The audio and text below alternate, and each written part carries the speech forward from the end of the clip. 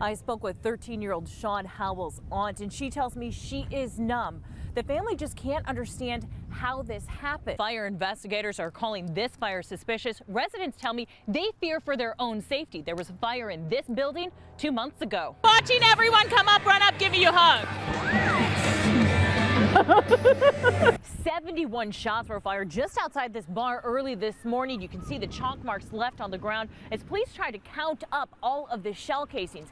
In total, 5 people were shot, and so far police say they haven't made any arrests. After being on the run for more than 12 hours, Ariel Bryant was arrested inside this apartment building. Her mom spoke to me exclusively and says she is beyond relieved that the kids were found safe and weren't hurt. The victim was shot right here in the city of Cleveland, but drove himself a mile away. He stopped just across the street from the city line into the city of Euclid.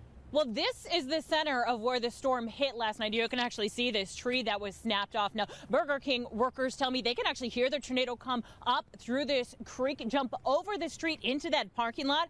Then it started throwing cars as if they were toys.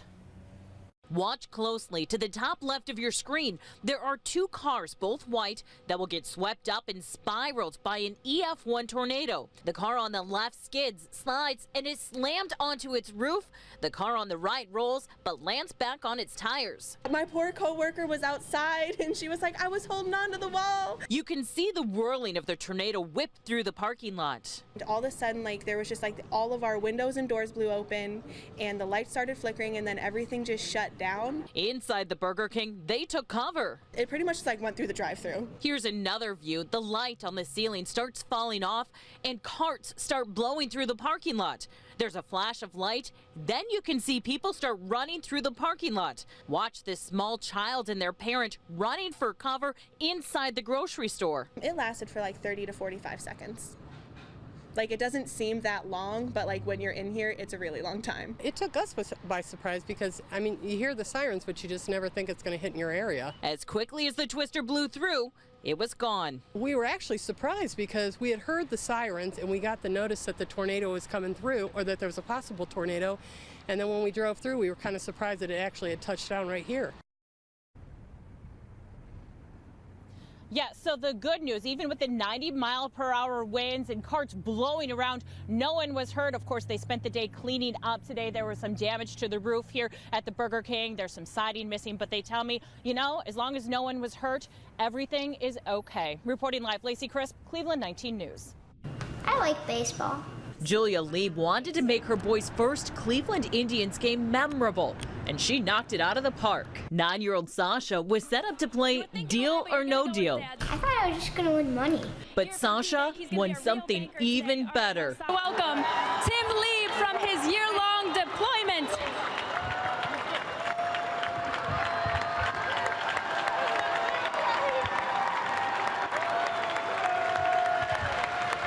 His dad, Chief Petty Officer Tim Lieb, has been in Guantanamo Bay with the Coast Guard for the past year. I guess it was a challenging year for the boys especially.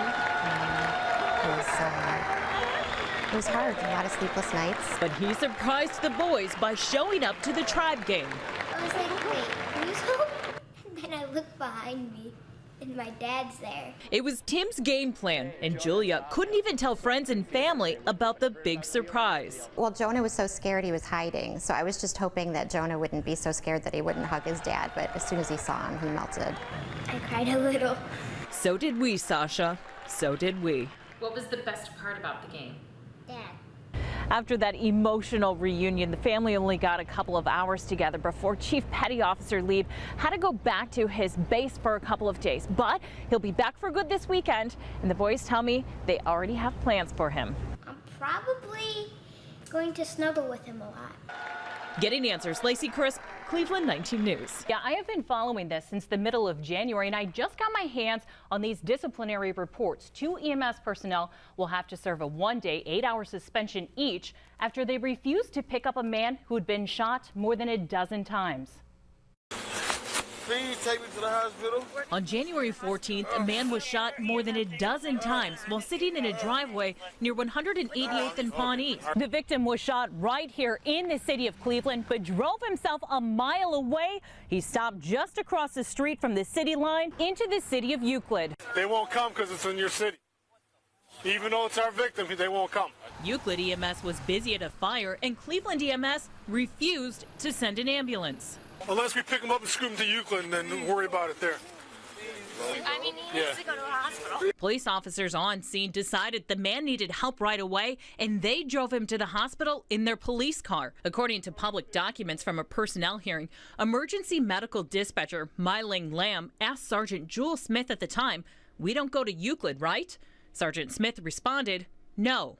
According to the Emergency Medical Service General Order, the Division of Emergency Medical Service will dispatch an ambulance if an ambulance is available and if the total response time is 15 minutes or less. We went to EMS headquarters to get answers. This is all going through the press office, so contact Dan Williams at the press office and he can answer all your questions. The city's Director of Media Relations, Dan Williams, sent me an email saying, as the people involved will have an opportunity to file a grievance, we will not be interviewing on this topic at this time.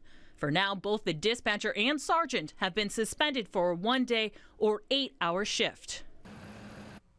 And I spoke with the victim's girlfriend today. She's upset and tells me she thinks they should serve longer suspensions. She says she hates to think what could have happened if police had waited for EMS to arrive. Getting answers, Lacey Crisp, Cleveland 19 News.